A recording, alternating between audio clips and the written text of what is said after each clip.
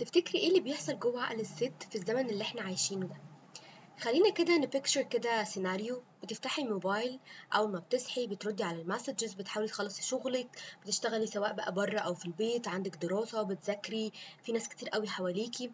مع كل ده انتي برضو لسه حاسة ان انتي تقيلة قوي من جوه، في توتر، في قلق، في خوف، بس مش عارفة جاي من ايه.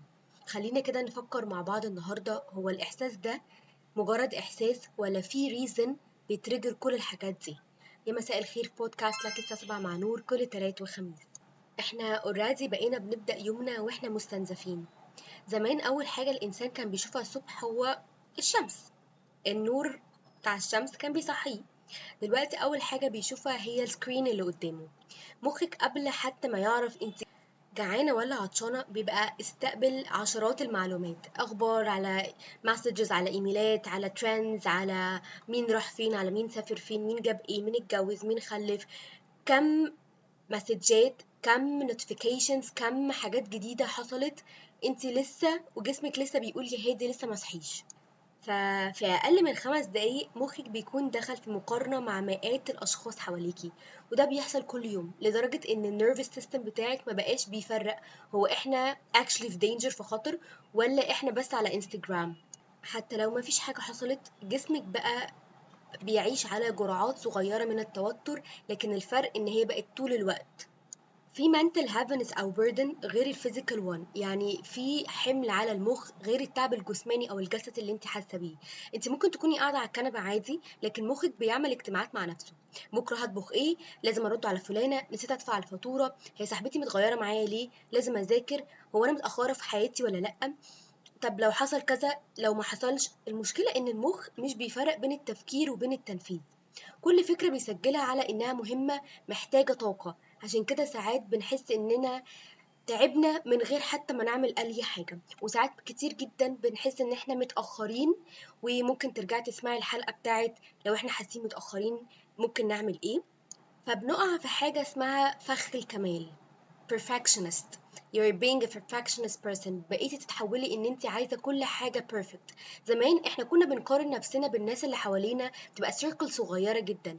دلوقتي احنا بنقارن نفسنا بأحسن لحظة في حياة ملايين البشر حوالينا. بقينا بنشوف شغل فلانة، سفر فلانة، علاقة دي ازاي اتغيرت في حياتها، العربية الجديدة اللي هي اشترتها، من غير ما نشوف الخناقات ولا العلاج النفسي ولا الفشل ولا الديون. فبنبدأ نسأل نفسنا هو أنا فيا ايه، هو أنا ناقصة؟ والإجابة غالبا ولا حاجة. انتي ما فيكيش أي حاجة، انتي بس بتقارني حياتك الحقيقية بلقطات مختلفة جدا هما حاطينها بعناية شديدة على السوشيال ميديا. عشان زي ما احنا قلنا قبل كده في الحلقة القديمة اللي احنا حطيناها، ان مفيش حد بينشر خيبته، وده بيخلي عندك احساس انا مش كفاية بيفضل شغال طول الوقت جواكي. السؤال بقى المهم هنا، ليه الستات بيحسوا بالضغط اكتر؟ مش لان الست ضعيفة، بالعكس، لكن لان المجتمع غالبا بيطلب منها تقوم باكتر من دور في نفس الوقت. تبقى ناجحة، تبقى حنينة، تبقى موجودة، جسمها حلو، ابتسامتها على طول موجودة، بلاش نكد، تعرف تسمع الكل، ما تشتكيش، ما تشتكيش تاني، ولو اشتكت يبقى بتدلع. كل دور من دول لوحده مرهق، فما بالك لما يبقوا كلهم مطلوبين من نفس الشخص في نفس الوقت. طبيعي جدا ان الجهاز العصبي بيفضل حاسس انه بيجري ماراثون حتى وانتي قاعدة. اخطر حاجة بقى بتحصل من غير ما ناخد بالنا ان بعد فترة التوتر ده ما بيبقاش حالة مؤقتة، بيبقى اسلوب حياة. بقيتي تحسي بالذنب وانتي مرتاحة، تحسي ان لازم تعملي حاجة، لازم تنجزي، لازم تردي، لازم تكوني متاحة. ولما تيجي تقعدي 5 دقايق تحسي بتوتر، ده معناه ان مخك نسي اصلا يعني ايه راحة. بقى معتبر الراحة خطر والانشغال هو الامان. وده من اخطر التحولات اللي بتحصل من غير ما نحس. طيب تفتكري نعمل ايه عشان نحل الموضوع ده؟ اعتقد ان اول خطوة ممكن نعملها ان احنا نبطل نعامل نفسنا ان هي آلة. انتي جهاز عصبي وليه حدود. زي ما الموبايل محتاج يتشحن، مخك محتاج فترات ما فيهاش اي تدخلات او مدخلات انتي بتدخلها له من السوشيال ميديا. اعملي اول نص ساعة بعد ما تصحي من غير موبايل، سيبي مخك يصحى على مهله. اتعلمي تبقي موجودة في لحظتك انتي، لما تشربي قهوتك اشربيها من غير وانتي بتقري الاخبار، لما تاكلي كلي مش وانتي بتردي على 5 مسجز في نفس الوقت. ودي مش رفاهية، دي اعادة تدريب للمخ ان هو يخرج من حالة الطوارئ والتوتر اللي هو عايش فيه ده. وكل ما يجيلك إحساس إن أنت متأخرة، اسألي نفسك أنا متأخرة ولا أنا بس بقارن نفسي بحد تاني.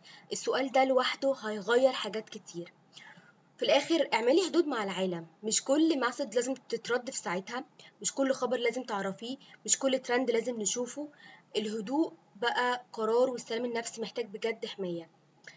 لو وصلت لحد هنا أحب أقولك إنك المشكلة عمرها ما كانت إن أنت ضعيفة ولا إنك بتفكري زيادة. يمكن بس المشكلة إنك بتحاولي تعيشي بسرعة. مخ الإنسان أصلا مش معمول ليها. كل مرة تختاري فيها إنك تبطئي شوية، إنك تقفلي الموبايل شوية، إنك تسمعي نفسك بدل الدوشة اللي حواليكي، انت كده مش حد كسول ولا كسلانة، انت بس بتدي فرصة لجهازك العصبي يرجع يفتكر يعني ايه أمان. لو وصلتي لحد هنا فشكرا جدا ان انت كنتي معايا في بودكاست لك الساعة 7 مع نور كل تلات وخميس. ما تنسيش تعملي لايك وسبسكرايب عشان نعرف نتكلم اكتر مع بعض، ولو عندك مواضيع حابة نتكلم فيها اكتر ممكن تسيبيها في الكومنتس.